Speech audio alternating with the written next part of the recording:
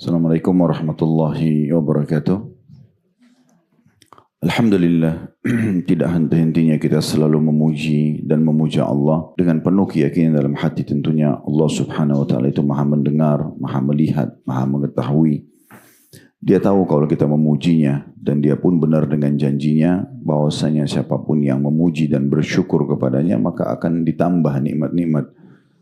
Dan di antara nikmat yang tidak bisa luput dari kita adalah Allah masih memberikan kesempatan kita hidup di Ramadan ini, dan semoga Allah mengikhlaskan niat kita dan memberikan kita Ramadan yang banyak ke depan, maksimal yang diberikan kepada hamba-hambanya yang soleh, tentu dengan keikhlasan dan juga maksimal dalam beribadah, kesempurnaan iman, ilmu dan juga amal saleh serta bertaubat dari dosa-dosa kita.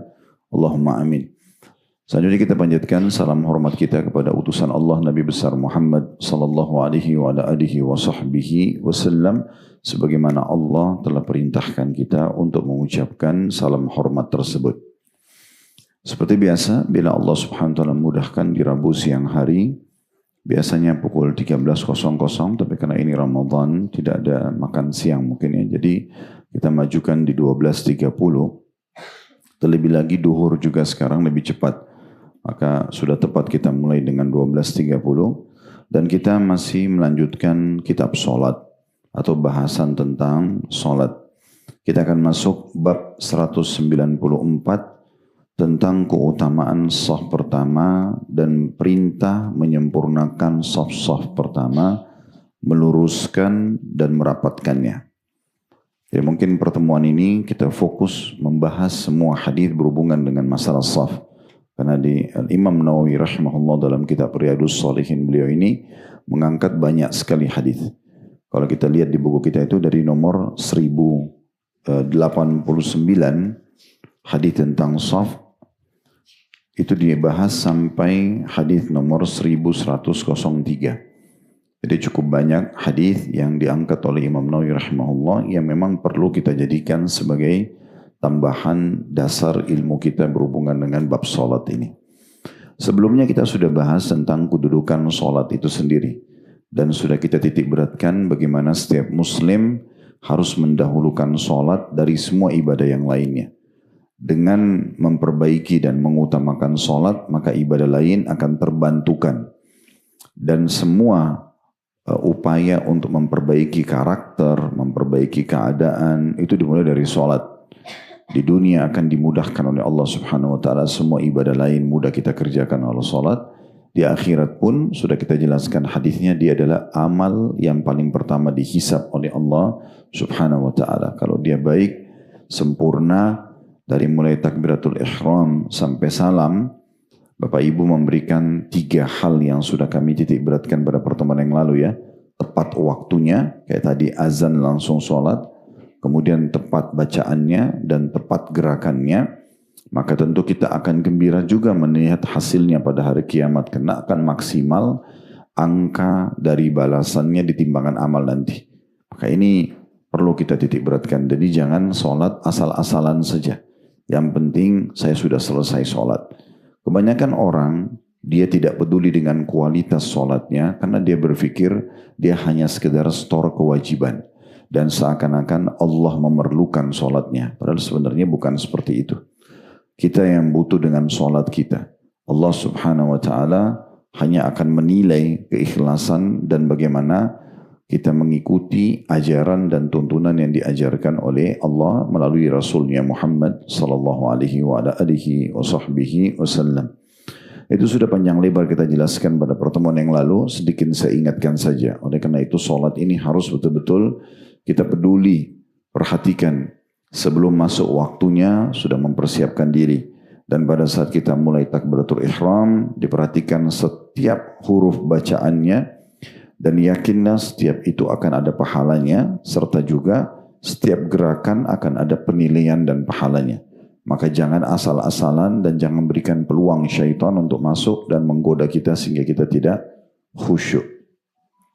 Sekarang kita bahas tentang masalah kalau sholat berjamaah. Maka ada hal yang perlu kita perhatikan berhubungan dengan masalah shaf. Shaf berarti kita berdiri bersama-sama dengan saudara-saudara kita muslim. Tentu laki-laki dengan laki-laki dan perempuan dengan perempuan. Shaf ini kalau salat berjamaah dimulai imam sendirian di depan dan harusnya imam berada di tengah-tengah, sentral, di mana musollah itu misalnya atau masjid itu anggap bisa berisi 11 orang di dalam shaf misalnya. Maka imam berada di tengah-tengah, di belakang beliau atau imam ini orang yang pertama, di kanannya 5 dan di kirinya 5. Sehingga imam menjadi sentral. Itu yang pertama. Yang kedua yang harus diperhatikan juga, setiap kali isi shaf dimulai dari belakang imam ke sebelah kanan. Kalau sudah penuh baru diisi yang ke sebelah kiri. Kemudian juga yang perlu diperhatikan adalah tidak boleh mengisi atau membuat shaf baru selama shaf di depan masih ada yang kosong. Maka kita harus masuk ke dalam shaf. Bahkan salah satu langkah yang termulia di muka bumi adalah melangkah menutupi shaf-shaf yang masih kosong. Dan bagi orang yang sudah terlanjur masuk dalam shaf solat, itu dianjurkan oleh Nabi SAW untuk meringankan pundaknya. Maksudnya, kalau memang masih ada celah dan ada saudaranya yang mau masuk, kasih dia peluang. Jangan justru kita merasa, saya nggak mau sempit-sempitan. Sebenarnya bukan masalah sempit-sempitannya, tapi masalah merapatkan sholat. Merapatkan sholat dan shaf itu bagian daripada kewajiban sholat. Nanti akan kita bacakan hadisnya, gitu ya. Malah tidak boleh kalau orang berjarak. Ini biasanya ada orang karena dia bawa sejadah yang besar, terus mungkin postur tubuhnya tidak sebesar sejadahnya, dan dia maunya dia sendiri di sejadah itu. Dia tidak mau ada saudaranya muslim yang masuk bersama dia di shaf atau di dalam sejadahnya sehingga jaraknya sangat jauh. Nanti akan kita jelaskan juga bagaimana kalau ada celah antara telapak kaki kita dengan teman kita di sebelah, maka itu membuat peluang bagi syaitan masuk dan menggoda kita dalam sholat sehingga tidak khusyuk. Bahkan perselisihan yang terjadi di antara umat Islam itu bermula dari shaf yang tidak rapat. Itu juga akan kita jelaskan hadisnya berhubungan dengan masalah itu. Dan memang betul-betul harus diperhatikan. Dan shaf juga selanjutnya yang harus diperhatikan, yaitu tidak bisa hanya awal kita rapat dan lurus, tapi dari awal sampai rakaat terakhir. Jadi bukan hanya di awal saja, sehingga kalau bangun dari sujud, dari rakaat 1 ke rakaat kedua misalnya, lalu sudah tidak rapat lagi. Poin selanjutnya juga yang harus diperhatikan, yang dirapatkan adalah tumit dengan tumit. Tumit dengan tumit yang dirapatkan. Jadi tumit kita sama tumit teman dipertemukan. Sehingga orang kalau mengatur shaf, telapak kakinya itu bukan dibuka seperti ini, ya, tetapi telapak kakinya dihadapkan ke depan. Jadi bukan seperti ini, tapi tumitnya dibuka. Sehingga tumit ini rata, ya. Dan ini kalau kita lakukan, ukurannya cukup pundak kita saja. Seukuran pundak kita, begitulah kita berdiri, dan teman di sebelah juga sama, maka otomatis nanti tumit akan ketemu sama tumit. Kalau ini dilakukan, maka otomatis nanti akan bertemu betis sama betis, pundak pun bertemu sama pundak. Itu yang disebutkan dalam hadis tentang masalah merapatkan shaf. Nah seperti itu. Sehingga bertemu antara tumit sama tumit, betis sama betis, dan juga bertemu pundak dengan pundak. Nanti juga akan kita jelaskan kalau tidak salah di hadis pertama, itulah cara para malaikat mengatur shaf di depan Allah Subhanahu wa ta'ala. Jadi nggak boleh kita merasa, saya nggak mau sentuh kaki saya sama orang di sebelah saya. Nah ini memang peraturannya seperti itu. Ya, peraturannya seperti itu. Jadi memang kita merapatkan. Karena kalau tidak, dia akan jadi penyebab perselisihan. Dia juga akan membuat syaitan masuk dan menggoda sholat. Nah ini juga penting diperhatikan. Selanjutnya yang harus diperhatikan adalah tolok ukur shaf. Kalau kita lagi berdiri, bukan jari-jari telapak kaki depan. Tetapi tetap tumit bagian belakang. Jadi kalau misalnya si A sama si B, si A ini kebetulan telapak kakinya lebih besar, si B lebih kecil. Kalau patokannya jari-jari kaki dan kita misalnya rapatkan, kita luruskan seperti ini, kalau kita lihat dari belakang, shafnya tidak rapi. Kenapa? Karena memang akan maju mundur. Tapi kalau yang tumit dijadikan tolok ukur, semuanya rata, maka walaupun tidak sejajar jari-jarinya si A sama si B tadi, tetap shafnya rapi. Makanya selalu patokannya tumit. Kalau saf sholat kita itu sudah ada garisnya, maka pastikan tumit kita masuk dalam saf itu. Ini bagian hal-hal yang harus diperhatikan berhubungan dengan masalah saf tersebut. Ya. Juga bagian hal yang harus diperhatikan kalau kita lagi sholat, terus tiba-tiba ada seseorang dari jemaah yang batal wudunya. Lalu dia keluar dari saf. Maka yang ada di sebelah merapat dengan temannya yang satu. Sehingga tidak ada celah. Gitu ya. Tetap harus rapat. Jangan dibiarkan celah itu kosong. Gitu ya. Jadi selalu harus rapat. Dari awal sampai akhir. Nah ini bagian-bagian hal yang harus diperhatikan berhubungan dengan masalah saf. Juga yang perlu ditambahkan dalam masalah saf. Kalau Bapak Ibu masuk ke dalam masjid misalnya. Orang lagi sholat berjamaah. Kemudian kita menemukan saf sudah penuh. Tinggal kita sendiri misalnya. Kita masuk, kita harus buat saf di saf kedua. Gitu ya. Di sini dilihat, kalau misalnya di musolah yang kita sholat atau di masjid itu, karena kita rutin sholat di situ, kita sudah tahu sebenarnya jemaahnya cuma itu aja, nggak akan ada yang tambah gitu. Hampir setiap hari, saf satu sama saf kedua cuma bisa tambah satu orang. Nggak ada lagi jemaah yang datang. Misalnya sholat subuh, udah rutin itu aja, nggak ada lagi yang lain. Di saat ini yang berada di belakang menepuk pundak di depan satu orang, lalu yang di depan itu mundur.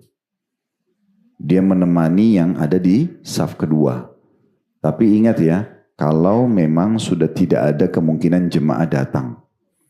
Tapi kalau misalnya masih ada kemungkinan jemaah datang, maka kita sholat saya takbir. Nanti kan akan ada orang yang datang untuk mengisi di sebelah kanan dan kiri kita. Ya, jadi ini kalau tidak ada. Ya seperti itu.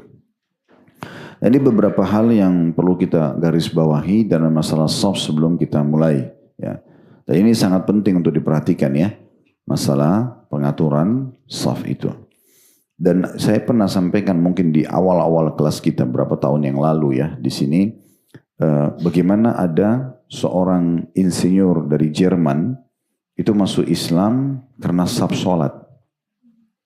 Dia kebetulan pulang dari proyeknya. Bukan pulang, tapi dia sedang meninggalkan proyeknya karena dia pusing. Ada 5 orang mandor yang itu pun sudah 5 orang masih kacau balau, masih belum bisa rapi menyelesaikan pekerjaan seperti yang dia harapkan gitu ya. Akhirnya dia keluar dari proyek tersebut, kebetulan hari Jumat, dan dia lihat di pinggir jalan umat Islam ada yang mengadakan sholat Jumat, dan dia sempat terjebak macet dekat situ. Dengan hikmah Allah SWT, lalu dia lihat umat Islam lagi sholat. Dan dia kagum melihat bagaimana satu orang imam mengucapkan satu instruksi, Allahu Akbar misalnya. Semuanya ikut. Tidak ada satupun yang melanggar. Begitu selesai ruku, Allahu Akbar, semuanya ikut. Gak ada yang melanggar, gak ada yang berani mendahului imam. Gitu kan. Sampai salam. Maka di situ dia pun tersentuh dan dia mengatakan ini nggak mungkin buatan manusia agama ini. Pasti ada sesuatu. Kok bisa serapi ini gitu? Apalagi umumnya kita tahu imam sama makmum tidak saling kenal. Jarang yang saling kenal. Ada yang kenal tapi jarang. Kok bisa dia sepatu itu? Maka dia mencari tahu tentang Islam sampai dia masuk Islam. Begitu juga terjadi di bulan Ramadan seperti ini. Beberapa tahun yang lalu seorang anak muda muslim mahasiswa di Amerika itu yang karena sab sholat membuat tetangganya dan teman kuliahnya beragama Katolik masuk Islam. Waktu dia lagi duduk melihat sholat Isya dan Tarawih si muslim ini di apartemennya, di TV tentunya kayak sekarang kita bisa lihat mungkin kalau kita menjelang sahur ya, jam 2, jam 1 malam biasanya itu mulai tarawih di sana jam 9 malam, setengah 9 malam itu ya, mulai Isya. Intinya dia pas lagi duduk ingin menyaksikan sholat Isya dan sholat tarawih itu, ada tetangganya dan teman kuliahnya orang Katolik bertamu ke rumah, ke unit dia, ke apartemen dia. Bel masuk, disambutlah, kemudian masuk dan akhirnya duduk sama-sama depan TV. Nah, si Nasrani ini juga melihat ke arah TV itu. Lalu dia bilang, itu masjid kalian ya? Kata si muslim, iya. Terus terjadilah pembicaraan sederhana tanpa diatur sebelumnya yang membuat nanti si Katolik ini akan masuk Islam. Si Muslim mengatakan, apa kamu tahu berapa banyak jumlah orang yang sholat di situ? Karena kelihatan orang banyak sekali. Dia bilang, ya banyak, mungkin ratusan ribu. Kata si Muslim itu jutaan jumlahnya. Karena kalau Ramadan, apalagi malam-malam ganjil, itu penuh sekali masjid ya. Sekarang Masya Allah makin ramai ya. Tahun 2030 itu Saudi mentargetkan Masjid Haram bisa menampung 30 juta jemaah. Ya, jadi perluasan terus dilakukan. Sekarang ini sudah banyak titik-titik yang dipakai saja, itu sholatnya masih sampai ke jalan-jalan gitu ya. Jadi kalau sekarang Ramadan begini, Bapak Ibu mau masuk sholat ke dalam masjid, mungkin 1 jam atau 40 menit sebelum azan, itu mungkin sudah tidak bisa dapat tempat di dalam gitu ya. Jadi memang penuh sekali. Intinya, kata si Muslim, itu jumlahnya jutaan orang. Lalu kata si Muslim, kira-kira menurut kamu, bagaimana caranya dan butuh berapa lama waktu untuk mengatur orang sebanyak ini? Kebetulan waktu itu antara azan dan iqamah. Jadi ada yang duduk, ada yang berdoa, ada yang ngobrol, masih ada yang jalan, ada yang sholat. Masing-masing orang dengan aktivitasnya antara azan dan iqamah. Kata si Nasrani ini, sulit sekali mengatur orang sebanyak ini. Maka kata Muslim, saya jamin kamu kurang dari setengah menit, semua ini bisa rapi dan patuh. Kata si Nasrani, bagaimana bisa? Kata si Muslim, tunggu ada sebentar. Kebetulan waktu itu antara azan dan iqamah. Pas iqamah, Imam Masjid Haram tampil, setelah iqamah cuma ucapin satu kata kan. Istau, luruskan saf. Yang berdiri tegak, yang duduk jadi berdiri, yang jalan masuk ke saf. Tiba-tiba rapi seketika sekian juta orang. Di hari-hari sekarang itu kalau kita lihat banyak di-upload oleh orang-orang di sana itu bagaimana rapinya saf sholat di sholat subuh, sholat duhur gitu ya. Seterusnya lah. Maka dia juga kaget. Dan si Muslim ini karena targetnya memang ingin nonton tadi, dia nggak tanggapin dulu. Lalu imam ucapin satu kata, Allahu Akbar. Semua ikut. Semua dengarin ayat yang dibaca. Tidak ada satupun yang lula-lalang, tidak ada satupun yang duduk atau ngobrol gitu ya.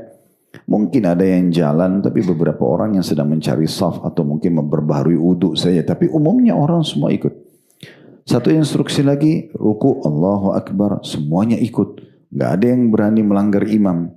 Kalau kita kan sebagai muslim kita khawatir memang nanti batal sholat kita.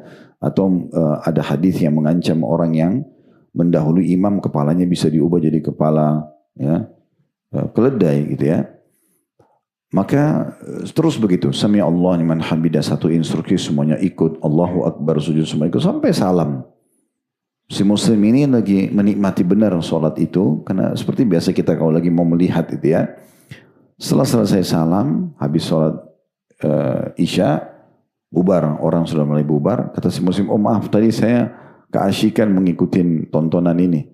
Kebetulan kami lagi puasa, hari ini bulan Ramadan, saya lupa tadi menawarkan kamu mau minum, mau makan apa gitu. Tapi si Nasrani ini nggak nanggapin lagi penawaran makan dan minum. Dia tanya, bagaimana caranya masuk ke agama kamu? Kita si Muslim, mudah sekali, cuma syahadat saja. Maka dia bilang, pandu saya ke agama kamu, karena saya yakin apa yang baru saya saksikan ini bukan buatan manusia. Jadi memang saf aja itu berefek sekali. Karena itu luar biasa itu pengaturan saf. Kemudian sholat. Mungkin bagi kita orang muslim yang biasa kita kerjakan sehari-hari, kita anggap biasa. Padahal sebenarnya itu luar biasa gitu ya. Itu sedikit mukaddimah dalam bahasan kita masalah saf. Sekarang kita akan masuk membahas hadis-hadisnya. Di halaman 705 ya, di bab nomor 194 kata Imam Nawawi rahimahullah, bab keutamaan saf pertama dan perintah menyempurnakan saf-saf pertama, koma, meluruskan koma dan merapatkannya. Jadi ini hal-hal yang harus diperhatikan, 3 hal ya. Kalau di judul ini bisa digarisbawahi, menyempurnakan, itu bagian daripada perintah agama, kemudian meluruskan, ini yang kedua, yang ketiga merapatkan. Nah 3 hal itu harus diperhatikan dalam shaf. Ya. Tentu habis belajar seperti ini sudah harus diubah ya. Kalau misalnya selama ini maaf Bapak Ibu, kalau sholat asal-asalan saja shafnya, mau rapi, mau enggak, mau sejajar atau enggak gitu ya. Nah ini masih sering terjadi sebenarnya. Ini kan bab-bab dasar dalam sholat ya. Harusnya setiap muslim faham. Tapi subhanallah masih banyak saja kita kalau masuk masjid atau lihat orang sholat. Bahkan satu keluarga pun seringkali mereka tidak sholat berjamaah atau tidak peduli dengan shafnya gitu ya.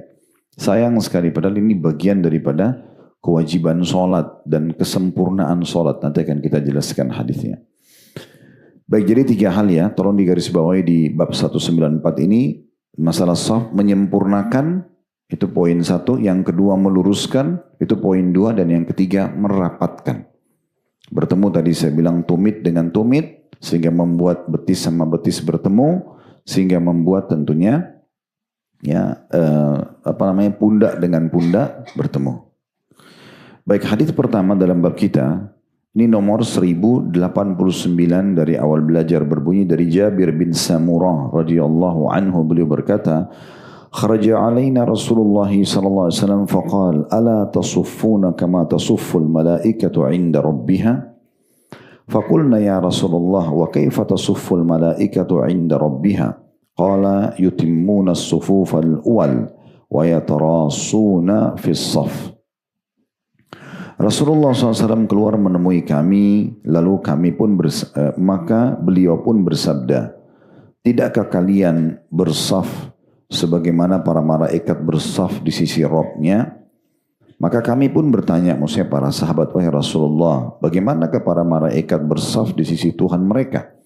Kata Nabi SAW, mereka menyempurnakan saf-saf yang pertama dan merapatkan barisan. Diriwayatkan oleh Imam Muslim. Dari hadis ini seperti biasa kita langsung saja masuk ya, untuk mengambil faedah-faedahnya. Yang pertama, kedudukan Jabir bin Samurah radhiyallahu anhu. Ini sudah sering kita jelaskan di kelas hadis kita ini. Kalau ada seorang sahabat yang menceritakan kronologis kejadian hadis, maka itu kita sebutkan sebagai keutamaan beliau. Nah, di sini Jabir bin Samurah yang menceritakan kepada kita kan, satu hari kami sedang kumpul, Rasulullah datang, kemudian menyampaikan kepada kami dan terjadilah penyampaian hadis tersebut. Karena bisa saja Jabir radhiyallahu anhu langsung menyampaikan Rasulullah bersabda begini, tapi beliau menceritakan keadaan di saat itu. Mungkin bagi orang yang hadir di saat itu tidak membutuhkan informasi ini. Misalnya kita pas hadir di pengajian seperti ini, lalu apa yang sedang kita, misalnya ada yang duduk pertama, ada yang masih sholat, ada yang nanti datang. Ini sesuatu yang tidak terlalu perlu untuk diceritakan karena kita semua saling tahu.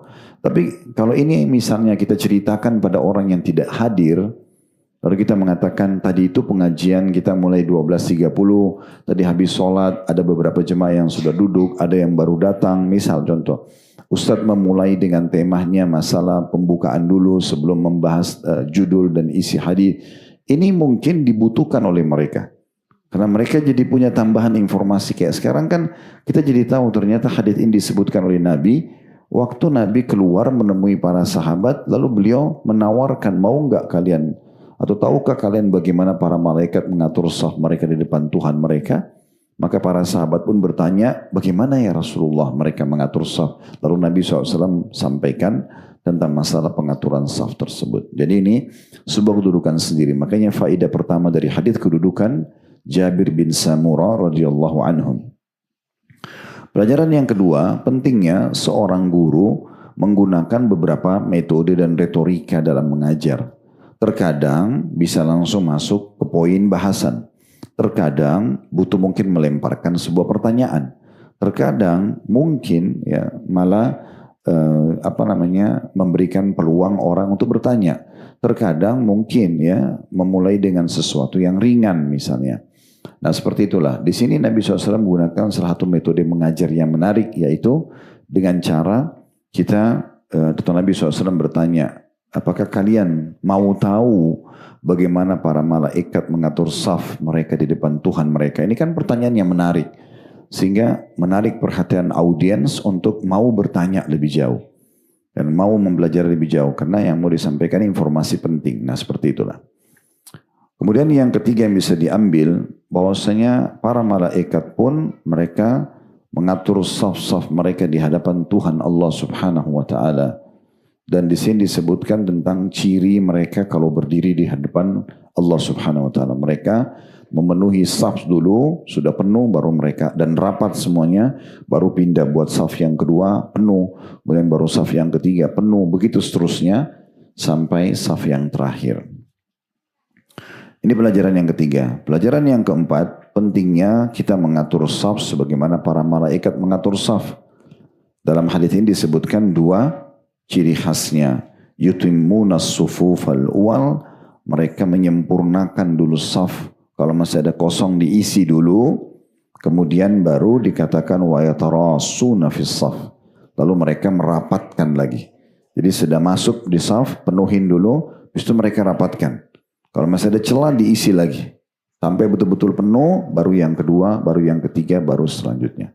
Nah, seperti itu. Jadi itu beberapa pelajaran yang bisa kita ambil dari hadis yang pertama kita. Ya, hadis yang pertama ya. Baik, selanjutnya hadis kedua dalam bab kita, yaitu hadis nomor 1090. 1090. Ya. Baik, hadis nomor 1090 dari awal belajar ini urutan nomor 2 dalam bab kita, berbunyi dari Abu Hurairah radhiyallahu anhu bahwasanya Rasulullah sallallahu alaihi wasallam bersabda, la ya'lamun nasu ma fi nida'i was-saffil awwal thumma lam yajidu illa yastahimu alaihi lastahamu.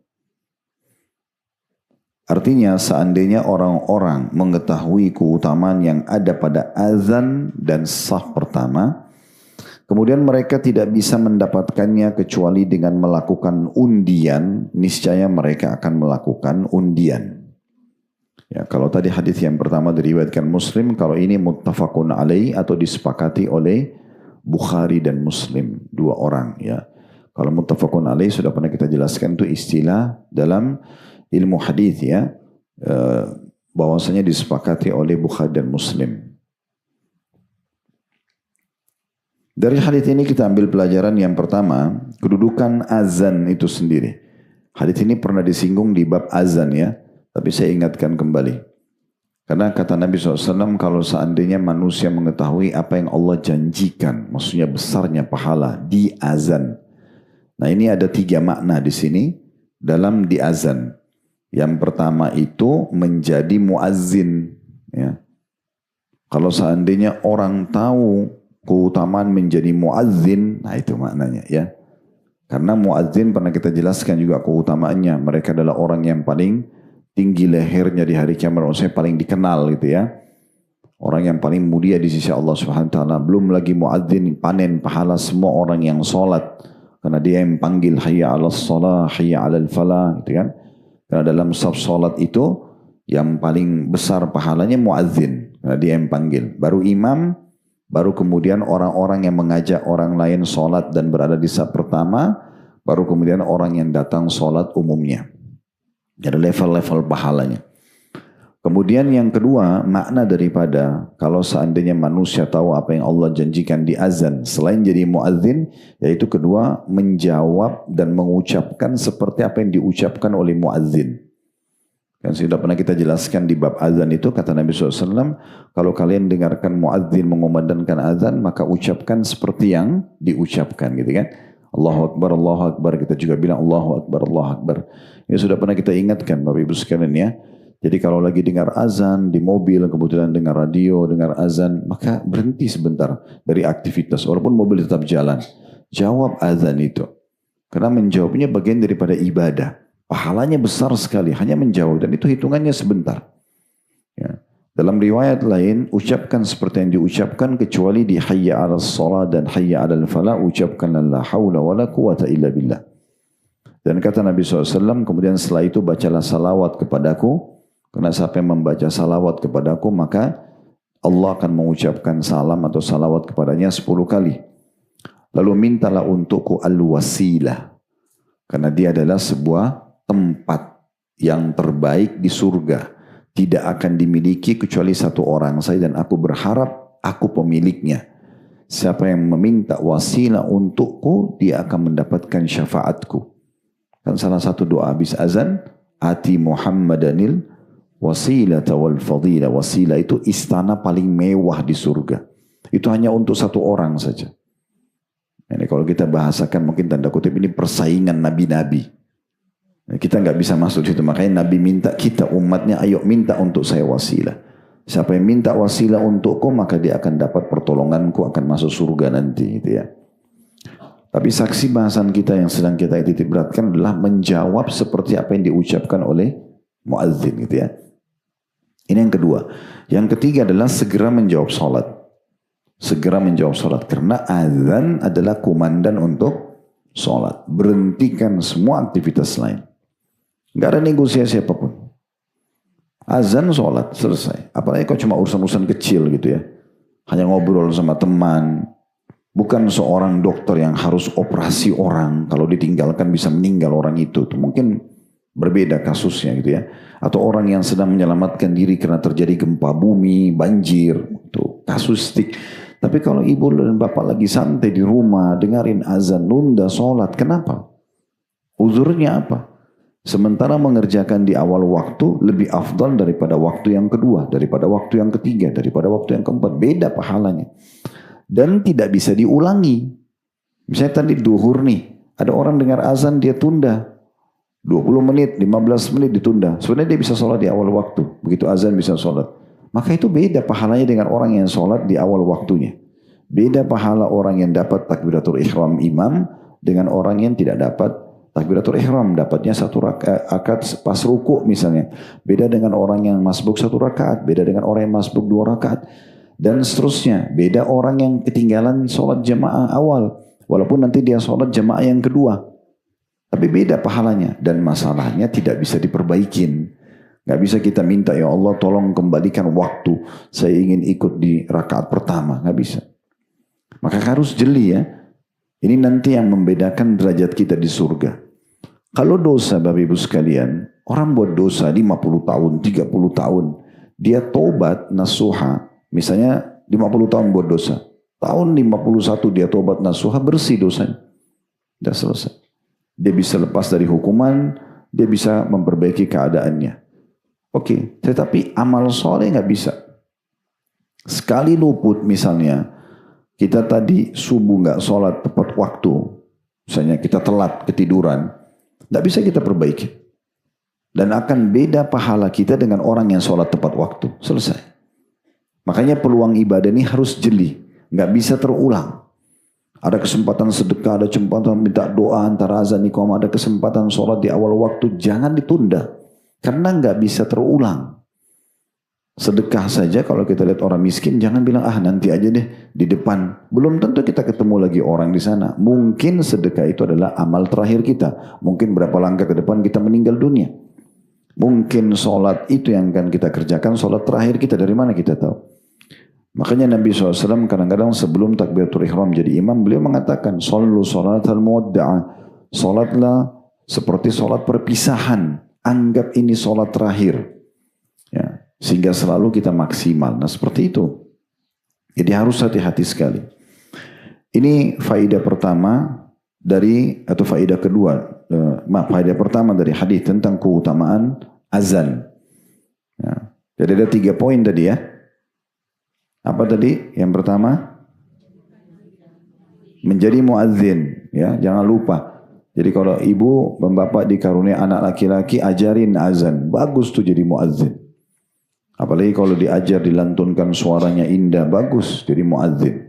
Sebutkan keutamaan-keutamaannya, gitu ya. Kalau ada beberapa ikhwah kita yang ikuti pengajian karena mereka dengar penjelasan dari kami, Masya Allah pada saat safar dengan saya biasanya mereka bilang, Ustaz, saya mau minta tolong di masjid ini bisa nggak saya azan? Ya, coba tanya pengurus masjid, mereka izinkan silakan. Maka mereka berlumba-lumba, Masya Allah semangat mengamalkan.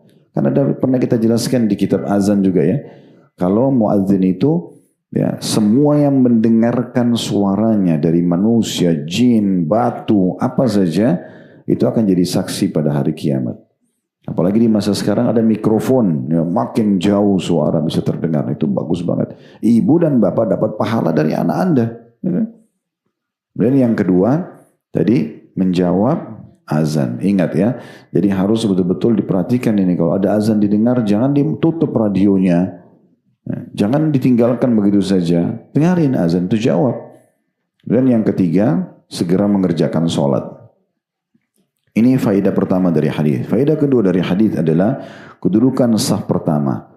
Dan di sini tentunya lebih fokus kepada laki-laki. Karena laki-laki lebih ditekankan untuk sholat berjamaah di masjid dan ditekankan untuk hadir di saf pertama. Ya, tekankan selalu itu ya. Saya kalau bawa anak-anak ke masjid selalu saya tekankan itu. Saf pertama, saf pertama. Bahkan kalau saya jadi imam di ada musola dekat kantor kami, kalau anak-anak ada yang saya bawa maka saya selalu, tentu anak laki-laki, saya selalu mengatakan saya bilang abati melihat harus di saf pertama ya, maka harus di saf pertama. Habis sholat boleh main, tapi harus hadir di saf pertama sambil kita sebutkan keutamaan sehingga mereka berlumba-lumba untuk itu. Ini soalnya penting sekali ya. Jangan dianggap remeh karena banyak orang tidak penting masalah saf pertama. Yang penting masuk sholat udah selesai. Bahkan seringkali saf pertama itu kosong sampai iqomah. Ya. Ini kalau kita masuk di Masjid Haram, Masjid Nabawi, ini susah sekali kita dapat ini. Karena jauh sebelumnya orang sudah penuh, orang berebut semua. Gitu kan. Nah, kita harus paham masalah ini. Nah, ini poin penting tentang masalah saf pertama. Kemudian pelajaran yang ketiga adalah besarnya balasan yang Allah janjikan pada azan dan saf pertama ini sampai digambarkan, dikiaskan gitu ya, dikasih gambaran. Kalau seandainya mereka tidak bisa dapat jadi muazzinnya, atau jawab azan tadi, atau segera mengerjakan sholat, atau hadir di saf pertama bagi laki-laki. Tidak bisa mereka dapat kecuali mereka harus berundi, berlumba-lumba, maka mereka akan melakukannya. Nah ini saking besarnya gitu pahalanya ya. Kemudian hadis nomor 3 dalam bab kita dan ini 1091 dari awal belajar berbunyi dari Abu Hurairah radhiyallahu anhu bahwa Rasulullah sallallahu alaihi wasallam bersabda, khairu sufufi rijali awwaluha wa syarruha akhiruha wa khairu sufufin nisa'i akhiruha wa syarruha awwaluha. Sebaik-baik saf laki-laki adalah yang pertama dan seburuk-buruknya adalah yang terakhir. Sedangkan sebaik-baik saf wanita adalah yang terakhir dan seburuk-buruknya adalah yang pertama. Diriwayatkan oleh Imam Muslim. Nah, hadis yang ketiga ini memberikan jawaban kepada kita kalau ada yang bertanya bagaimana perbedaan saf antara laki-laki sama perempuan. Kalau laki-laki masuk masjid, saf pertama semua dipenuhin. Lumba-lumba di situ. Selesai penuh, pindah saf kedua. Penuh lagi baru saf ketiga. Dimulai dari imam ke kanan. Sudah penuh baru ke kiri. Gitu ya. Tapi kalau perempuan terbalik. Saf perempuan dimulai dari yang belakang. Kemudian depannya baru paling di depan. Karena sebenarnya bagian paling depannya wanita itu tidak dihitung saf awal. Karena saf awal kan di depan. Jadi ibu gak masuk dalam persaingan saf awalnya. Karena saf awal itu di sana. Dan salah satu hikmahnya kenapa saf wanita makin di belakang makin afdal karena makin jauh dari saf laki-laki. Ya, kan tidak semua masjid itu ada hijabnya. Ya, kan tidak semua ada hijab kan gitu. Kadang-kadang cuma saf perempuan di belakang, saf laki-laki depan. Nah, tidak semua laki-laki juga bisa atau memang kebetulan tertutup auratnya lengkap. Nah, kadang ada orang pakai gamis, mungkin karena dia pikir pakai gamis, dia cuma pakai celana pendek. Mungkin pada saat sujud tersingkap auratnya bisa mengganggu. Ya, contoh-contoh itu salah satunya saja. Tentu bisa saja itu tertanggulangi dengan adanya hijab, adanya dinding. Ya oke lah. Tapi ini salah satunya. Kalau sampai salah satu hikmahnya kenapa perempuan lebih baik di belakang, agar dia tidak terlalu dekat dengan saf laki-laki itu. Nah itu diantara hikmahnya. Baik, dari hadis ini kita ambil pelajaran. Yang pertama, adanya anjuran dan penekanan agar laki-laki selalu mengejar saf-saf yang pertama. Berarti ini menandakan mereka harus datang awal waktu. Nah gitu ya. Lebih cepat datang waktu. Sebelum bab 194 ini, kita sempat menjelaskan di bab sebelumnya tentang keutamaan sholat berjamaah. Dan sudah kami titik beratkan, tolong Bapak Ibu sekalian, sholat ini dikhususkan. Azan misalnya jam 12 lewat 7 kalau kita sekarang. Jadi jam 12 kurang 10 itu sudah wudu, sudah siap-siap. Azan itu sudah berdiri di saf. Nah gitu. Jadi nggak ketinggalan menjawab muazzin, nggak ketinggalan saf yang pertama, nggak ketinggalan doa antara azan iqamah, nggak ketinggalan sholat qobliyah, nggak ketinggalan takbiratul pertama imam. Coba 5 keutamaan hilang begitu saja kalau orang nanti azan baru mau wudu. Antri lagi. Akhirnya kehilangan doa mustajab antara azan iqamah, dia kehilangan saf pertama, dia kehilangan sholat qobliyah, kehilangan takbiratul ihram pertama imam. Ini rugi sekali. Itu cuma permasalahan bagaimana kita memanage saja. Makanya kita titik beratkan dan saya ulang-ulangi, semoga Allah mudahkan saya pertama mengamalkan tentunya sebelum Bapak Ibu sekalian. Ini selalu kita harus buat perhatian khusus dalam masalah sholat. Ingat kalau kita perbaiki sholat, perhatikan, coba seminggu aja. Bapak Ibu coba perbaikin sholatnya, selalu temukan 3 hal itu ya. Tepat waktu, tepat bacaan, tepat gerakan. Coba lihat bagaimana perubahan yang terjadi. Makin sering kita jaga, makin konsisten, maka makin baik segala hal. Ya, bukan cuma masalah ibadah, urusan dunia pun insya Allah Allah akan baik. Atau perbaiki tentunya. Dari sini, faedah pertama, anjuran laki-laki selalu mengejar saf-saf pertama. Dan harus, berarti menandakan harus lebih awal datang ke masjid. Kalau di Indonesia saya lihat kasusnya sebenarnya adalah belum munculnya pemahaman dan kepedulian tentang saf pertama. Mungkin karena hadis-hadis seperti ini belum dipelajari atau belum dengar. Sehingga banyak bapak-bapak masuk masjid itu azan atau sebelum azan. Tapi mereka nyebar di belakang-belakang. Dan sudah iqamah pun mereka nggak ada yang masuk di saf pertama. Masih saling persilakan. Silakan Pak, silakan. Suruh temannya. Ini maksudnya apa? Silakan ambil pahala lebih besar. Kan agak unik gitu.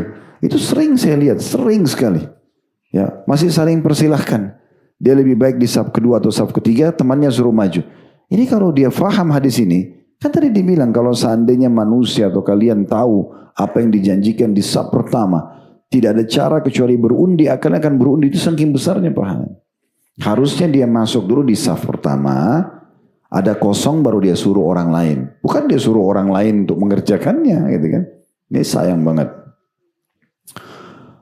Kemudian yang kedua adalah pentingnya kita juga memperhatikan bagi kaum wanita tentang pengaturan safnya. Tetap yang lebih dahulukan yang belakang, kemudian depannya dan seterusnya. Ya, ada beberapa masjid, masya Allah terapin itu ya. Biasanya kalau sudah mau iqamah, ada pengurus masjid yang menatah gitu ya. Perempuan dimulai dari belakang terus sampai ke depannya.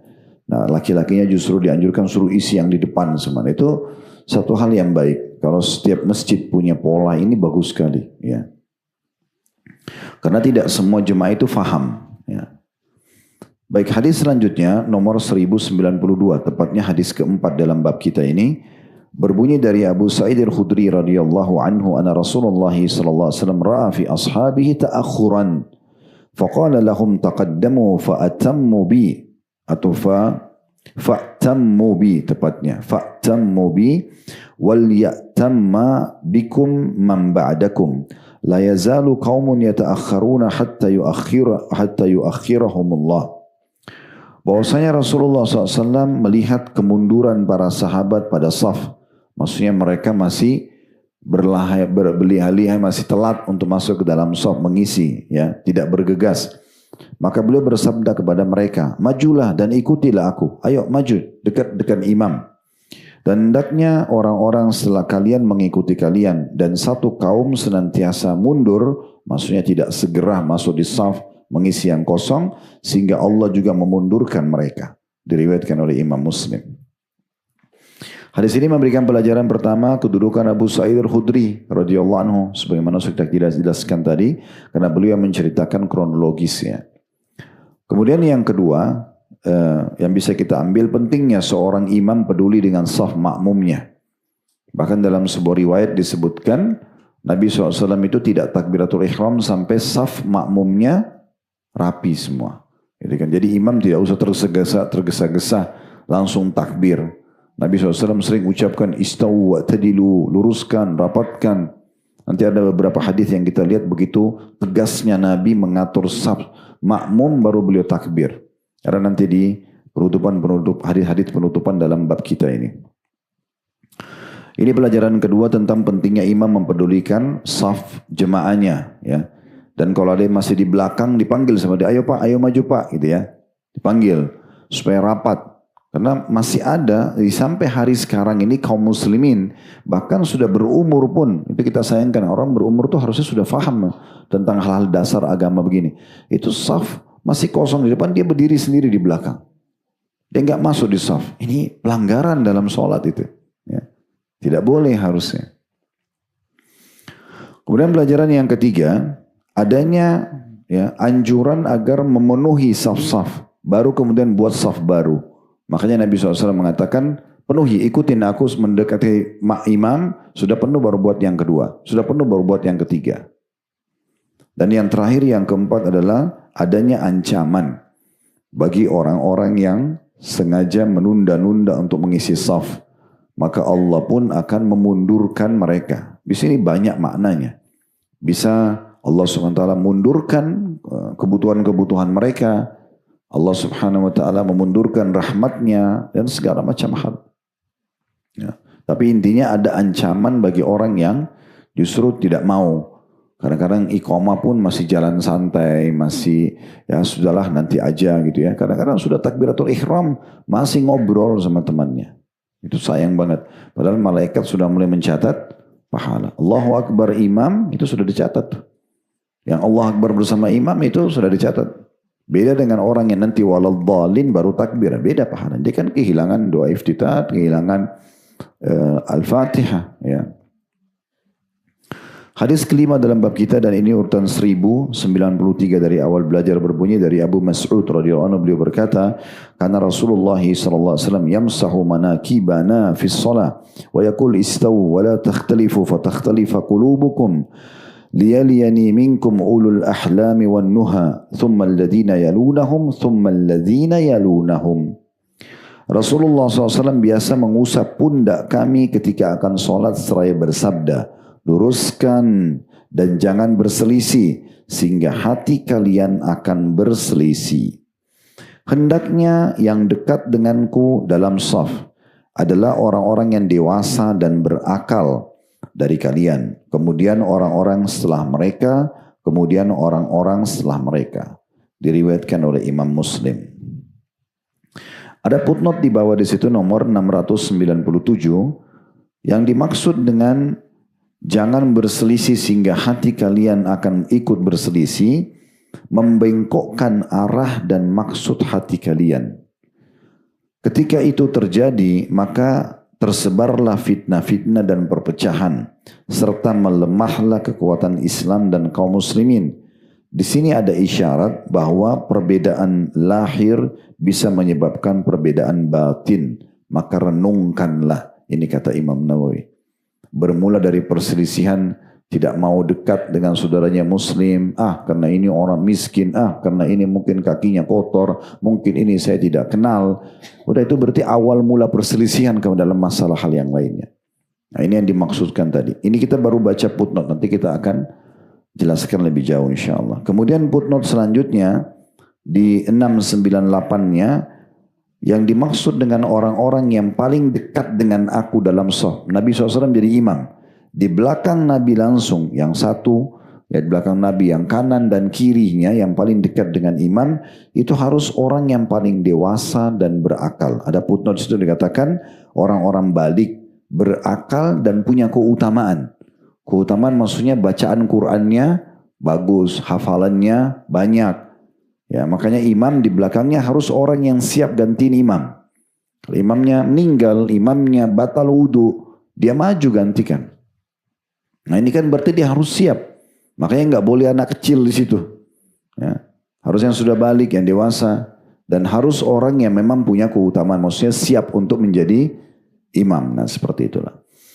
Baik, dari hadis ini kita ambil pelajaran yang pertama, kedudukan Abu Mas'ud radhiyallahu anhu, karena beliau menceritakan kronologis daripada hadis ini, ya, bahwasanya Nabi SAW seringkali kalau sebelum salat mengusap pundak-pundak kami, maksudnya menyentuh sambil mengatakan ayo luruskan pundak-pundak para sahabat yang jadi makmum gitu ya. Pelajaran pertama, kedudukan Abu Mas'ud. Pelajaran kedua, adanya anjuran dan contoh dari Nabi SAW agar setiap imam peduli dengan saf makmumnya. Bahkan memukul atau menyentuh pundak-pundak mereka. Ayo luruskan gitu ya. Mengingatkan mereka. Bisa dengan lisan, bisa dengan menyentuh pundak makmum. Nah biasanya sih ini dibutuhkan di saf-saf awal aja. Kalau saf awal kita sudah luruskan ya, nanti saf yang kedua akan lihat, yang kedua lurus, yang ketiga akan ikut begitu. Tidak mungkin imam keliling kalau safnya sampai 100 saf misalnya. Ya. Tapi yang bagian depan yang dimaksudkan di sini. Ini pelajaran yang kedua. Pelajaran yang ketiga juga dianjurkan imam mengucapkan ini. Istawu wala takhtalifu fatakhtalifa qulubukum. Luruskan dan jangan berselisih. Maka hati-hati kalian akan berselisih. Ini diantara yang dianjurkan ya. Dan makna daripada istawu itu adalah disebutkan luruskan. Tadi sudah kita jelaskan di awal, lurus itu adalah tolak ukurnya adalah tumit kaki belakang ya. Masuk dalam shaf dan dirapatkan, dipertemukan tumit sama tumit. Itu pelajaran yang ketiga. Imam mengucapkan istawu wala takhtalifu fatakhtalifa qulubukum. Pelajaran yang keempat yang bisa diambil, pentingnya yang berada di belakang imam langsung dan terdekat dengan imam adalah orang-orang yang sudah balik, berakal, paling dewasa, dan juga punya keutamaan dalam Al-Quran, dalam Islam. Bacaannya bagus, hafalannya banyak, siap jadi imam. Ya. Jadi kalau imam pun salah baca, dia yang luruskan, nah gitu ya. Makanya nggak boleh sembarangan tuh kalau di masjid, menyelonong-nyelonong masuk langsung di belakang imam. Dia harus berikan kesempatan, di situ memang siapa orang yang paling pantas masuk. Tapi sebelah kanan, kalau belakang imam satu orang, kiri kanan mungkin 3 orang lah ya. Itu sudah ada orang-orang yang atau 1 orang minimal, sebelahnya nggak masalah. Kanan dan kiri diisi sama umumnya kaum muslimin. Ini pelajaran yang keempat. Pelajaran yang kelima, yang perlunya pengaturan saf sesuai dengan urutan. Ya. Artinya sudah penuh saf pertama, kemudian baru saf yang kedua, sudah penuh benar-benar, sudah nggak ada lagi tempat, baru saf yang ketiga, seterusnya begitu. Baik, hadis selanjutnya nomor 1094. Ini hadis yang ke-6 ya, yang kita pelajari pada siang ini. Berbunyi dari Anas radhiyallahu anhu, beliau berkata Rasulullah SAW bersabda, "Sawwu sufufakum fa inna taswiyatis saffi min tamamis shalah." Luruskan saf kalian, karena meluruskan saf termasuk kesempurnaan solat. Hadis riwayat Bukhari Muslim. Dan dalam riwayat Bukhari, fa inna taswiyatas sufufi min iqamatis solat. Karena meluruskan saf termasuk menegakkan solat. Dua buah riwayat ini memberikan pelajaran kepada kita. Yang pertama tentunya adanya anjuran agar imam mengucapkan ini juga. Ya, sawwu sufufakum. Luruskan saf kalian. Luruskan saf kalian. Kalau perlu diulang-ulangi. Ya. Saya kadang-kadang kalau mengimami saya bahkan ulangin. Saya mengatakan misalnya sawwu sufufakum atau istau. Saya terjemahkan lagi. Luruskan safnya.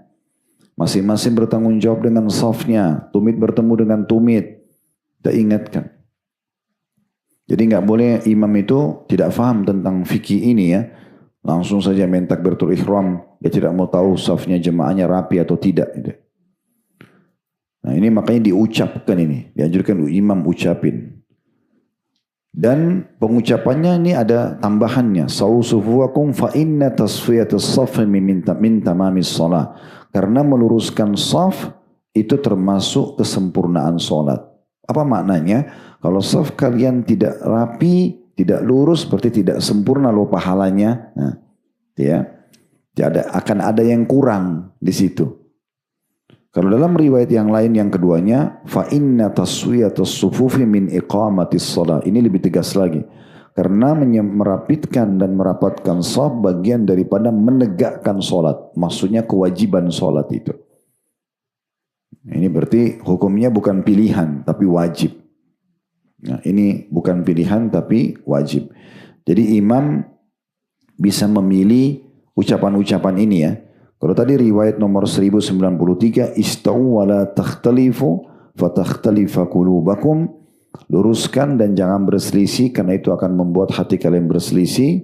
Riwayat nomor 1094, sawwu sufufakum. Luruskan saf kalian, fa inna tasfiyatis saffi min tamamis shalah. Karena meluruskan saf bagian daripada kesempurnaan salat. Riwayat Bukhari di bawahnya fa inna taswiyatas sufufi min iqamatis shalah. Karena meluruskan saf adalah bagian daripada mendirikan sholat itu sendiri atau kewajiban dalam sholat itu sendiri. Baik, selanjutnya hadis nomor 1095. Dari Anas radhiyallahu anhu, ini hadis berarti yang ke-6, yang ke-7 ya. Yang ke-7 yang kita pelajari. Nomor 1095 dari awal belajar berbunyi dari Anas radhiyallahu anhu, beliau berkata, "Uqimatis salatu fa aqbala alaina Rasulullah sallallahu alaihi wasallam biwajhi faqala aqimu sufufakum wa tarasu fa inni arakum min wara'i dhahri." Iqamat salat telah dikumandangkan, lalu Rasulullah SAW menghadap kepada kami dengan wajah beliau seraya bersabda, "Luruskan dan rapatkan saf-saf kalian, karena sesungguhnya aku dapat melihat kalian dari balik punggungku." Diriwayatkan oleh Bukhari dan dengan lafadznya dan Muslim dengan maknanya. Dalam riwayat Bukhari yang lain, wa kana ahaduna yulziku ya. Yulziku mankibahu bimankibi sahibihi wa qadamahu biqadamihi. Dan masing-masing dari kami merapatkan pundaknya dengan pundak temannya dan kakinya dengan kaki temannya. Riwayat ini memberikan pelajaran kepada kita. Yang pertama adalah kedudukan Anas radhiyallahu anhu karena beliau menceritakan kepada kita hadis ini. Kemudian pelajaran yang kedua, pentingnya imam sekali lagi mengucapkan kata-kata ini dengan tujuan meluruskan dan merapatkan saf makmumnya sebelum takbiratul ihram. Riwayat ini ada ya berbeda lafadznya, yaitu aqimu sufufakum wa tarasu. Luruskan saf kalian dan rapatkan saf-saf kalian. Ada tambahan wa tarasu. Kalau tadi kan riwayat sebelumnya itu istau, sawu, itu semua artinya luruskan saja. Belum ada penjelasan masalah merapatkan. Tapi riwayat ini ada watarasu dan rapatkan. Tempelkan kaki dengan kaki. Ya, makanya di riwayat Bukhari yang di bawah tadi disebutkan bahwasanya para sahabat mengatakan kami di masa Nabi SAW itu kalau sudah masuk dalam shaf kami pertemukan pundak sama pundak dan kaki sama kaki. Jadi riwayat ini memberikan kedudukan Anas yang pertama, yang kedua pentingnya imam mengucapkan dan mengingatkan makmumnya agar meluruskan saf dengan berbagai pilihan lafaz ini. Di antaranya hadis ini aqimu sufufakum wa tarasu. Ya. Pelajaran yang ketiga bahwasanya Nabi SAW diberikan mukjizat oleh Allah Subhanahu Wa Taala. Beliau lagi sholat bisa lihat orang di belakang. Tidak semua orang bisa. Ini untuk Nabi Muhammad SAW saja. Jadi makanya beliau kalaupun lagi sholat, beliau bisa lihat kalau ada sahabatnya yang miring-miring safnya, atau yang keluar dari saf, atau ada saf yang kosong sekali dengar, Nabi bisa lihat. Makanya habis sholat Nabi tegur nanti. Ya. Nabi ingatkan, saya bisa lihat kalian ya dari belakang punggung saya. Ini mukjizat khusus untuk Nabi saja. Tidak semua imam bisa begitu. Ya. Hadis ke-8 dan ini urutan 1096 dari awal belajar berbunyi dari An-Nu'man bin Bashir radhiyallahu anhuma. Nu'man sahabat, Bashir sahabat, maka kita bilang radhiyallahu anhuma. Beliau berkata, saya mendengar Rasulullah SAW bersabda, la tusawwunna sufufakum aw la yukhalifanna Allah baina wujuhikum. Kalian harus meluruskan saf kalian atau Allah akan menjadikan perselisihan di antara wajah-wajah kalian. Hadis ini diriwayatkan oleh Bukhari dan juga Muslim. Dalam riwayat Muslim disebutkan anna Rasulullah SAW kana yusawwi sufufana hatta ka'annama yusawwi bihal kidaha hatta ra'a anna qad aqalna anhu thumma kharaja yawman faqama hatta kada yukabbir fara'a rajulan badiyan sadruhu minas saf. Faqala ibadallah la tusawwunna sufufakum aw la yukhalifanna Allahu baina wujuhikum. Bahwasanya Rasulullah SAW biasa merapikan saf-saf kami hingga seolah-olah beliau sedang meluruskan anak-anak panah sampai beliau yakin bahwa kami memahaminya. Kemudian suatu hari beliau keluar lalu berdiri. Tak kala beliau akan bertakbir, tiba-tiba beliau melihat seseorang yang dadanya agak maju dari barisan. Maka beliau bersabda, wahai hamba-hamba Allah, luruskan saf-saf kalian atau Allah akan membuat perselisihan di antara wajah-wajah kalian. Riwayat ini langsung saja kita ambil faedahnya. Yang pertama, Yaitu adanya anjuran agar imam mengucapkan juga ini. Ya. La tusawwunna sufufakum. Ini juga bisa diucapkan. Kalian harus meluruskan saf kalian. Maksudnya bukan pilihan. Ya. Kalian semaunya sendiri. Silakan yang mau lurusin, silakan yang nggak mau nggak apa-apa, nggak begitu. Harus kalian luruskan dan itu wajib imam sampaikan sebelum dia takbiratul ihram. Kemudian yang kedua, pelajaran yang bisa diambil bahwasanya siapapun yang tidak mau mengatur safnya, tidak mau bertemu kakinya sama saudaranya muslim dalam saf, pundaknya bertemu dengan pundak, ini sebab perselisihan ya, antara dia dengan saudara muslim yang lain. Artinya kalau kita mau memulai perselisihan umat Islam hilang di antara mereka, itu atur saf. Nah gitu. Mulai dari saf solat. Pelajaran yang ketiga, bahwasanya pentingnya seorang imam juga peduli dengan saf makmumnya. Di sini dikatakan, Nabi SAW merapikan saf-saf seseorang di antara kami seperti atau seolah-olah beliau sedang meluruskan anak panah. Ini mungkin yang biasa memanah tahu ini ya. Kita kalau tidak nata benar-benar anak panah itu pasti meleset. Bagaimana supaya tetap tepat sasaran kan kita harus teliti banget. Harus benar titiknya, ya harus benar tarikannya. Baru kemudian kita lepaskan tepat sasaran juga ya.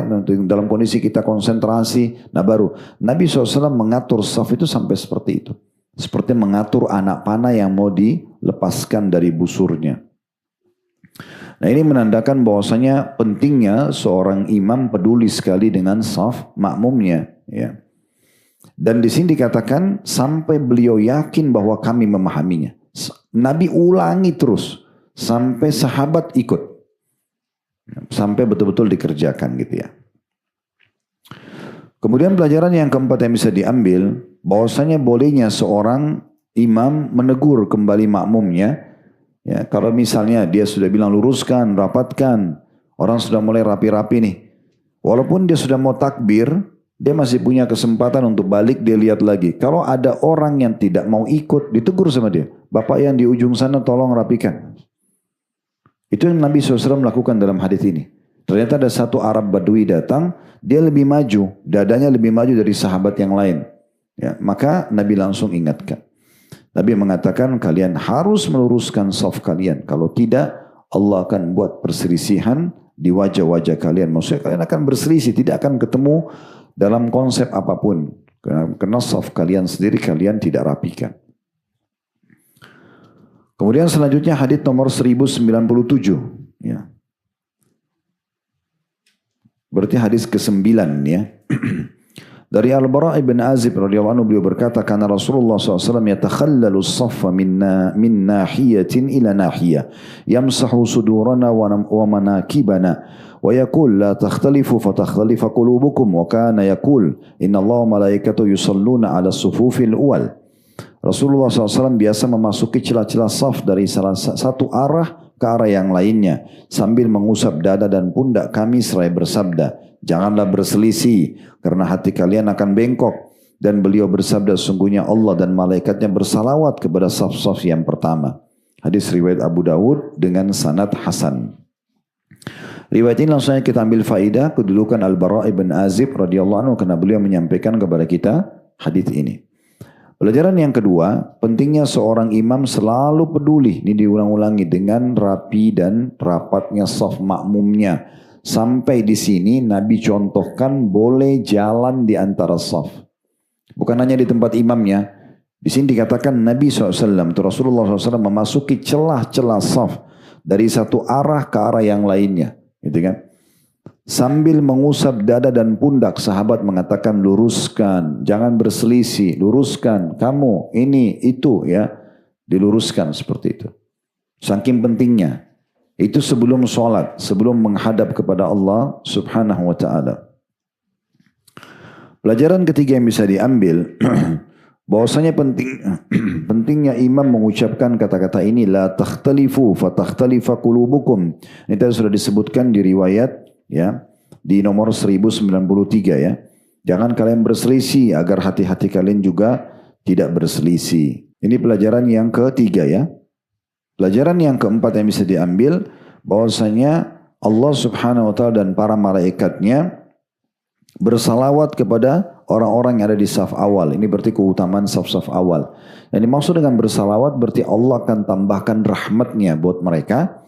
Kalau salawatnya malaikat, maksudnya malaikat akan berdoa kepada Allah agar diberikan tambahan rahmat.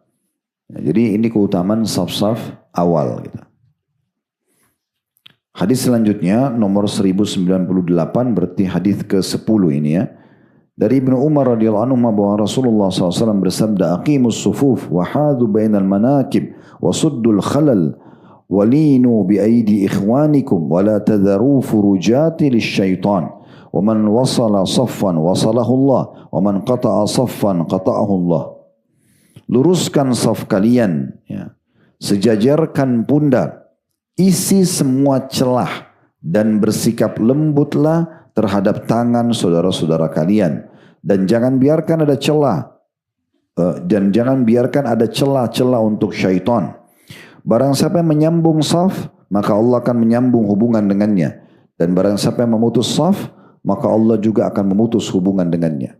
Hadis riwayat Abu Daud dengan sanad sahih.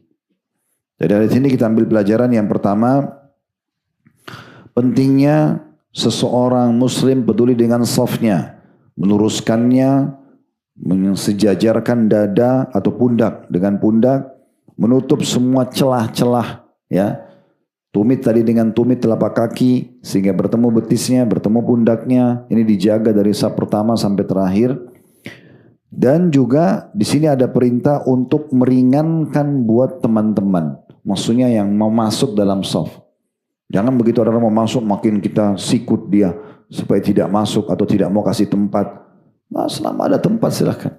Kalau kadang-kadang ada orang yang faham itu, dia sentuh pundak kita supaya kita merapat. Kasih dia tempat, kasih tempat, nggak masalah. Makin rapat maka makin bagus gitu ya. Ini pelajaran pertama yang bisa diambil tentang pentingnya seseorang peduli dengan safnya. Dengan tadi metode-metode yang sudah dikatakan, diluruskan safnya, sejajarkan pundak, tutup semua celah-celah, ya, sehingga tidak ada celah antara kaki dengan kaki, misalnya pundak dengan pundak, lengan dengan lengan, dan juga berlemah lembut dengan saudara yang mau masuk dalam saf. Serta juga adanya masih di faedah pertama, tidak membiarkan celah buat syaitan. Nah ini yang tadi sempat kita singgung di awal. Kalau ada celah antara kaki kita sama teman kita di sebelah, atau pundak sama pundak teman di sebelah, berarti ada celah syaitan bisa masuk. Dalam riwayat lain, sesungguhnya syaitan itu masuk dalam saf sebagaimana ada anak domba masuk di kelompok domba-domba yang dewasa. Biasa domba yang kalau berbulu lebat, itu kan badannya tidak sebesar kalau ada bulunya gitu ya. Kalau kita lihat di domba lagi kerumunin makanan rumput misalnya, itu kan kakinya kelihatan. Sebenarnya karena bulunya lebat, antara bulu sama bulu ketemu itu ada celah di antara kakinya. Nah Nabi SAW kasih gambaran, biasanya anak domba nyelip masuk di situ. Nah syaitan masuk dalam saf seperti itu untuk membuat tidak khusyuk dalam sholat. Kemudian pelajaran kedua yang bisa diambil, siapapun yang mengatur safnya, mengisi saf yang kosong, Allah akan menjalin hubungan baik dengan dia. Nah, maksudnya Allah akan penuhi kebutuhannya, Allah akan terima doanya, Allah akan maafkan dosanya, Allah akan berikan balasan maksimal. Itu makna semua daripada Allah akan menyambung hubungan dengannya. Dan sebaliknya, siapa yang justru memotong saf, gak mau rapat sama temannya, gak mau ngisi yang kosong di depan. Kadang-kadang orang sudah disuruh, ayo Pak maju, gak mau. Kita gak mau ngotot, saya mau di sini aja. Saya pernah temukan ada orang begitu. Semoga Allah kasih hidayah. Gak mau, kita sudah suruh gak mau, padahal masih kosong. Gitu kan. Nah orang seperti ini justru Allah akan memutus hubungan dengannya. Ini bahaya banget ini ya. Allah putus hubungan berarti Allah tidak akan terima doanya, Allah tidak penuhi hajatnya, Allah tidak maafkan dosanya, tidak terima doanya. Ini berat banget. Baik, hadis nomor 1099 dari Anas radhiyallahu anhu bahwa Rasulullah SAW bersabda, "Russu sufufakum wa qaribu bainaha wa hadu bil a'naq wa walladhi nafsi biyadi inni la ara asyaitana yadkhulu min khalali as-saf ka'annaha al-hadab." Rapatkan saf-saf kalian, dekatkan jaraknya, dan sejajarkan leher-leher. Demi zat yang jiwaku ada di tangannya, N-nya besar kata ganti Allah, sesungguhnya aku melihat syaitan menyelinap dari celah-celah saf seperti kambing hitam yang kecil. Hadis ini hadis sahih diriwayatkan Abu Daud dengan sanad sesuai dengan syarat Imam Muslim. Di situ ada penjelasan makna hadaf dan ini bermakna kambing hitam kecil yang biasanya ada di Yaman. Nah, maksudnya digambarkan kambing yang masuk nyelip di antara atau domba masuk di antara domba-domba yang besar tadi. Dari hadis ini kita ambil pelajaran. Yang pertama adalah pentingnya seorang muslim peduli dengan safnya. Dan berulang-ulang Nabi SAW sampaikan di sini, russu sufufakum. Rus ini bisa bermakna rapatkan, luruskan. Ya. Sebenarnya lebih bermakna dirapatkan memang. Itu terjemahnya. Yang harus betul-betul ketemu kaki sama kaki, pundak sama pundak. Dekatkan jaraknya, jangan ada celah. Sejajarkan leher-leher. Bukan berarti harus, kalau yang lebih tinggi, yang lebih pendek, bukan berarti harus sejajar semua. Maka yang tinggi dia bungkukin badannya, bukan. Tapi maksudnya adalah sejajar ini walaupun yang satu lebih pendek, lebih tinggi. Tapi orang kalau lihat itu dari samping seperti dia lurus semuanya. Nah, seperti itu ya. Maka ini pentingnya seorang muslim peduli ya untuk mengatur safnya. Bahkan sebelum takbiratul ihram, kalau bisa antara makmum sama makmum saling mengingatkan. Ya, kalau kita lagi sholat ingatkan sebelah Pak luruskan atau Ibu luruskan safnya. Ya, kita ingatkan orang. Kalau dia dengar alhamdulillah. Tapi kalau dia ngotot nggak mau ya nggak masalah. Tidak perlu kita tertunda takbiratul ihram imam kalau dia tidak mau ingat. Tapi kalau kita sampaikan dia mau terima alhamdulillah. Yang penting jangan sampai kita tidak ingatkan gitu ya. Pelajaran yang kedua, bahwasanya syaitan itu akan masuk dalam saf dan menggoda kehusyuan salat, terutama di saf-saf yang ada celahnya. Hadis nomor 1100 dari awal belajar dari Anas radhiyallahu anhu bahwa Rasulullah SAW bersabda, "Atimus saffal muqaddam, thumma alladhi yalihi, fama kana min naqsin falyakun fis saffil muakhkhar." Sempurnakan saf terdepan, kemudian yang berikutnya. Jikapun harus ada celah yang kosong, maka itu hanya terjadi di saf yang terbelakang. Hadis ini diriwayatkan Abu Daud dengan sanad hasan. Dari hadis ini kita ambil pelajaran bahwasanya pentingnya seorang muslim peduli. Dari imam dan makmum semua peduli, saf itu harus penuh. Gak boleh ada celah. Setelah penuh, baru pindah di saf kedua. Ingatkan, yang jadi imam ingatkan. Isi Pak, itu di ujung sana masih bisa ditambah. Tolong ini kakinya diluruskan, dan seterusnya. Dan bisa teman sama teman juga mengingatkan kalau sama-sama dalam saf. Dan kalaupun harus ada yang tidak rapat, ya, tidak penuh, yaitu di paling terakhir. Karena mungkin memang yang paling terakhir hanya beberapa orang saja yang datang. Maka ini pentingnya. Pelajaran pertama yang bisa diambil adalah pentingnya seseorang menyempurnakan saf dan saling mengingatkan imam dan juga makmum. Maksudnya makmum sama makmum tentunya ya. Pelajaran kedua, bahwasanya bolehnya saf terakhir dalam sholat di masjid itu yang ada tidak sempurna, maksudnya tidak full. Karena memang jumlah orang mungkin tidak bisa full kalau saf yang terakhir ya. Nah seperti itu. Hadis selanjutnya nomor 1101 dari awal belajar dari Aisyah radhiyallahu anha, beliau berkata bahwasanya Rasulullah SAW bersabda, Inna Allah malaikatu yusalluna ala mayaminis sufuf. Sesungguhnya Allah dan malaikatnya bersalawat pada saf-saf yang ada di sebelah kanan. Diriwayatkan oleh Abu Daud dengan sanad yang sesuai dengan syarat Muslim. Ya. Yang dimaksud di sini hadis adalah sungguhnya Allah dan malaikat-malaikatnya bersalawat pada saf-saf yang sebelah kanan. Artinya keutamaan orang yang berada di sebelah kanannya imam. Kalau ini misalnya saya imam, ini kiblat, maka di belakang saya ke kanan. Semua saf yang ke kanan ini lebih utama dari saf yang sebelah kiri. Makanya tadi di awal kita jelaskan saf itu dimulai belakang imam ke kanan semua. Sudah penuh baru kirinya. Pindah lagi saf kedua. Belakang imam kanan full baru kirinya. Begitu seterusnya. Saf yang sebelah kanan ini lebih utama daripada saf yang sebelah kiri. Walaupun semua punya keutamaan gitu ya. Baik, dua hadis yang terakhir. Hadis nomor 1102 dari Al-Bara radhiyallahu anhu, beliau berkata, "Kunna idza shallaina khalfa Rasulillah sallallahu alaihi wasallam ahbabna an nakuna an yamini yuqbilu alaina biwajhi fasami'tuhu yaqul rabbi qini adzabaka yawma tab'atsu aw tajma'u ibadak." Apabila kami selesai salat di belakang Rasulullah sallallahu alaihi wasallam, kami ingin agar kami berada di samping kanan beliau. Beliau menghadap kepada kami dengan wajahnya. Maka saya mendengar beliau berdoa, "Wahai Rabbku, lindungilah aku dari azabmu pada hari engkau membangkitkan atau mengumpulkan hamba-hambamu." Hadits ini diriwayatkan oleh Imam Muslim. Dari hadis ini kita ambil pelajaran kedudukan Al-Bara radhiyallahu anhu, karena beliau menyampaikan hadis ini kepada kita. Yang kedua, bahwasanya keutamaan orang yang ada di sebelah kanan imam. Ya, sebagaimana tadi disebutkan di hadis sebelumnya, karena para sahabat justru berlomba-lomba ada di sebelah kanan imam. Ya, Nabi SAW kadang-kadang mau ngimamin sholat, mengingatkan sholat pun balik ke sisi kanan. Ya, beliau pun kadang-kadang kalau habis sholat menghadap makmumnya, biasa beliau kanan, melalui sisi kanan, beliau sisi kiri, tapi menghadap ke makmum kalau mau zikir. Tapi lebih banyak beliau dominan balik sisi kanan. Pelajaran yang ketiga, sunnahnya mengucapkan doa ini, Rabbi qini azabaka yawma tab'atsu aw tajma'u ibadak.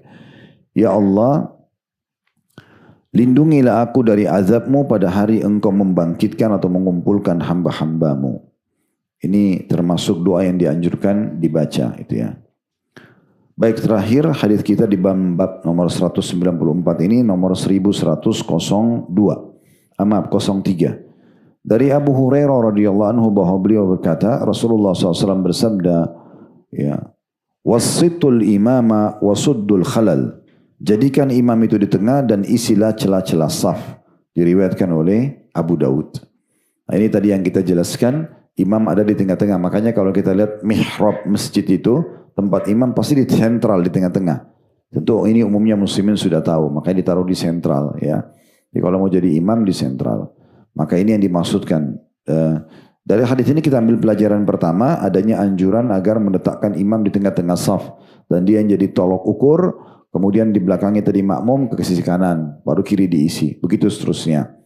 Pelajaran yang kedua adalah pentingnya setiap muslim peduli dengan menutup celah-celah saf sebagaimana sudah kita jelaskan tadi sebelumnya. Allahu a'lam.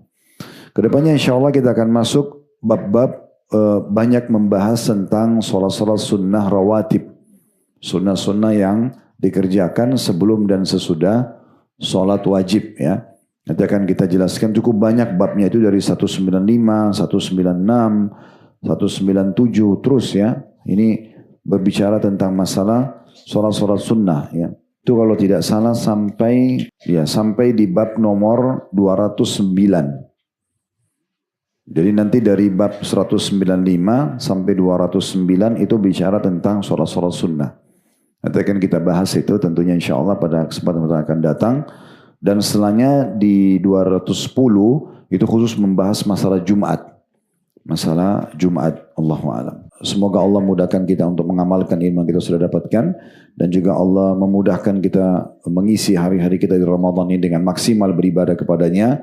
Dan diberikan pahala yang sempurna. Dan semoga kita termasuk hamba-hambanya yang paling banyak mendapatkan peluang-peluang pahala, rahmat, pengampunan bulan Ramadan ini. Dan diberikan Ramadan-Ramadan yang banyak ke depannya. Kalau ada benar dari Allah maka silakan diambil dan diamalkan. Kalau dari saya mohon dimaafkan. Subhanakallahumma bihamdika asyhadu an la ilaha illa anta astaghfiruka wa atubu ilaik. Wassalamualaikum warahmatullahi wabarakatuh.